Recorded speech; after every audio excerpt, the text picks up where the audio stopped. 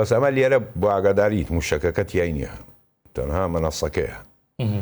چونکە ئەم موشەکە وەزنی 200 تەنە هەر لەم مانگەدا بە دیاریکراوی لە 12 مانگ موشکی بەسەلەن RS-28 سارماتی ئەوە کرد ئەتۆمی هێنایە بەرباس هێنایە مەیدان. ئەمە چی بوو ئەم جوڵەی رووسیا ینی بەنیازی چییە؟ خۆی موشەکەکانی رووسیا سارمات تۆپۆل یاڕێس ئەڤەنگارد قسە شەفەرموویە شتە زەبەلاحەیە ئەم شتە زەبەلاحەیە تۆسی کە لێرە بزانە لەسەر تایە و سێرەدانراوە مەسەڵەم بۆ نمونە بەس ئەمە لێرە بۆ ئاگاداریت موشەکەکە تیای نییە تەنها مەنەسەکەیە چونکە ئەم موشەکە وەزنی 200 تەنە ئەم تایانە هەڵی ناگرێتن ڕێک 200 تەنە دەبان سیارە تێناگیرێتن سەومەعی هەیە بڵێن ینی لە بن زەوی ژێرزەمی بۆ دروستەکەن و بۆریە و ئەیتەقێنێ 200 تەنە وەزنی سورعەتیشی خەیاڵیە جگەلەوە تێگرتنی بۆ ئاسمان 10 بۆمبی ئۆتۆمی هەڵەگرێتن طبعاً ئەمە پێوترێ شەیتان دوو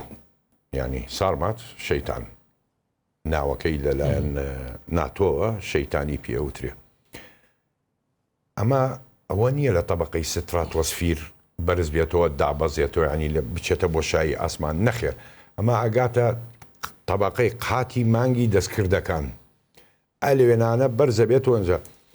دابەزێ ئەمە چۆن بۆتی بۆ جەنابەتی تەشبیهکەم بۆ بینەرانی عەزیز ئەمە پاسێکە هەروە بزانە بڵین پاسێکە من و تۆ بینەرانی عەزیز هەنێکی سوار بووینە بەو پاسە و ئەڕۆین بەڵێن وا لە زاخۆ بەرەو خانەخینە ڕۆین تۆ لە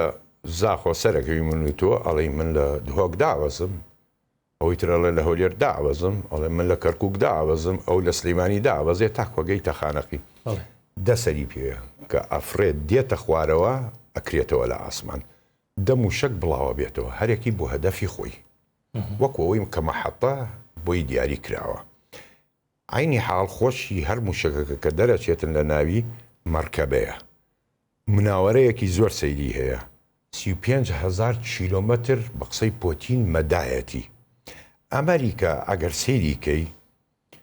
بەرگری ئەمریکا هێزی بەرگری ئەمریکا ڕاداراتی و ئنزاراتی و ئەوانەی هەمووی ڕووی لە باکوورە